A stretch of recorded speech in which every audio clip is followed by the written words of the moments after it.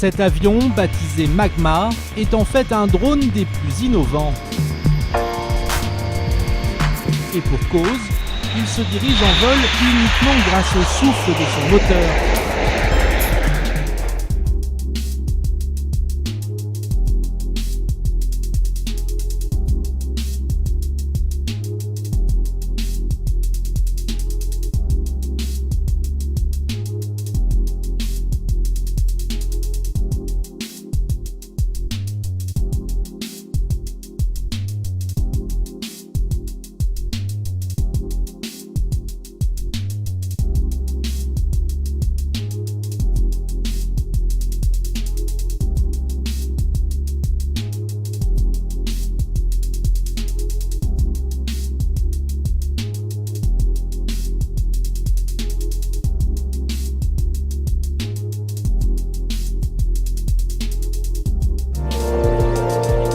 Cet avion, baptisé Magma, est en fait un drone des plus innovants. Et pour cause, il se dirige en vol uniquement grâce au souffle de son moteur. Développé par le britannique BAE Systems en collaboration avec l'université de Manchester, plusieurs vols d'essai viennent d'être réalisés avec succès au Pays de Galles. S'il s'appuie encore sur un système de volée pour décoller et atterrir, ce démonstrateur technologique se contrôle en vol grâce à deux systèmes. Pour tourner à gauche ou à droite, de l'air prélevé sur le moteur est expulsé à des vitesses différentes via ces petites fentes au niveau des ailes. Et pour monter ou descendre, les gaz de combustion sont déviés à la verticale grâce à de petits jets d'air prélevés également sur le moteur et qui arrivent par en dessous.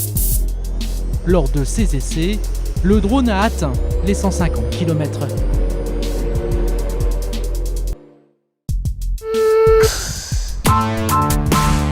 Sur le campus de l'ISAE Supaéro à Toulouse, ces futurs ingénieurs aéronautiques ont eu une idée gonflée mais super innovante. Développer le premier drone au monde doté d'une structure souple. Les bras de leur multirotor sont en effet gonflables en 3 coups de pompe à vélo. Équipé d'une caméra thermique, il intéresse particulièrement l'armée et la sécurité civile pour des missions de reconnaissance tout-terrain. On peut le faire atterrir et peut prendre des chocs sur le sol. En fait, la structure va amortir ces chocs.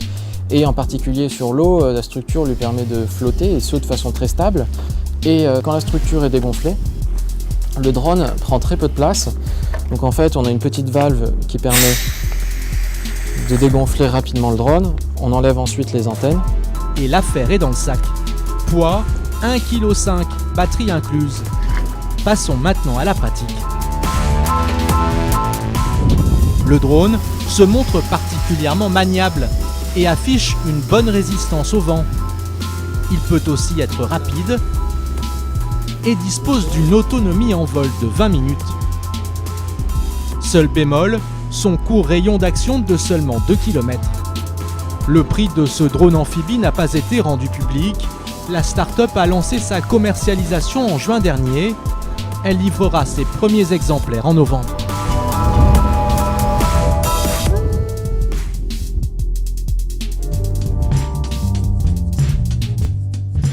Pour lancer de petits satellites de 50 à 150 kg en orbite basse, l'Onera et le CNES ont développé ce drone. C'est une sorte de mini stratolaunch. Propulsé par 2 turboréacteurs, il est en effet composé d'un double fuselage avec un point d'emport au milieu pour la fusée. Un essai de largage a été réalisé avec succès début septembre au-dessus du centre spatial de Kourou. D'un peu moins de 7 mètres d'envergure pour 80 kg à vide, il ne s'agit pour l'heure que d'un démonstrateur à taille réduite. Ce sera maintenant aux politiques et aux industriels de donner ou non une suite à ce projet, financé en grande partie par l'Union européenne. Avec un marché des nanosatellites en pleine expansion, ce type de lanceur réutilisable représente une solution plus flexible et moins onéreuse que les lancements traditionnels.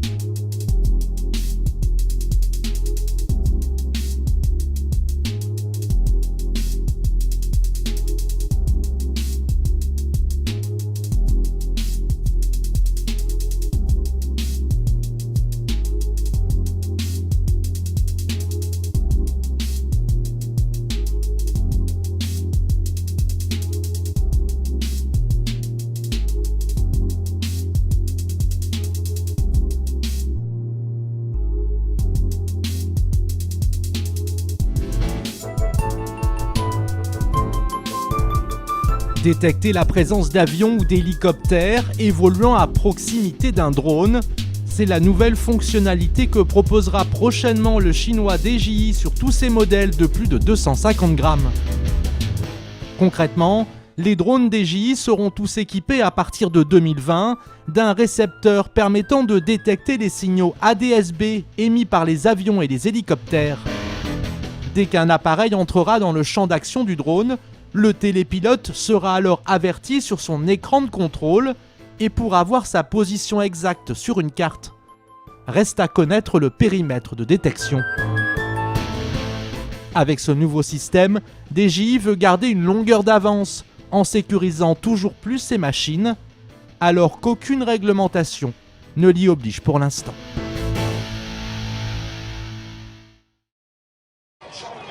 C'est une journée idéale pour les sorties scolaires. Drapeau et nationalisme sont de sortie, même chez les plus jeunes. Notre pays est le plus puissant. J'espère que tout le monde a peur de nous. Nous avons de très bons avions et de très bons drones. C'est une technologie très avancée. Ici, l'entrée et même les transports sont gratuits. Lors de la dernière édition en 2019, près de 2 millions de personnes se sont rendues au Technofest. Les organisateurs insistent pour dire qu'il s'agit d'une foire de technologie civile, mais ce sont bien les avions militaires et surtout les drones des frères Bayraktar qui sont le clou du spectacle. Avec ses succès en Libye et en Azerbaïdjan, le drone TB2 est devenu l'étendard de l'industrie de la défense turque. Et aujourd'hui, les armées nationales reçoivent le dernier né des ateliers Baykar, le drone Akinji, un bimoteur de 20 mètres d'envergure et 6 tonnes au décollage, une fierté nationale qui a fait des frères Bayraktar des idoles en Turquie. La foule se bouscule pour se prendre en photo avec Seljuk, le gendre du président Erdogan, tandis que l'aîné, Haluk, signe des autographes. Ce qui frappe les observateurs internationaux, c'est la rapidité avec laquelle l'entreprise familiale fournit ses appareils. Le Akinji était encore à l'état de prototype il y a seulement 2 ans. Il y a 20 ans, la Turquie a pris la décision de soutenir ses propres entreprises afin de produire ses propres drones. Donc soutien aux entreprises et aux start-up locales. On était une start-up il y a 20 ans, on était juste 7 collaborateurs. Baykar compte aujourd'hui 1500 techniciens et ingénieurs, misés sur des acteurs locaux privés plus petits mais plus agiles, viser une totale indépendance en termes d'équipement militaire, tel est le vœu de la Turquie qui compte décliner le modèle à d'autres secteurs comme l'énergie ou la santé, de quoi continuer à exalter le sentiment national.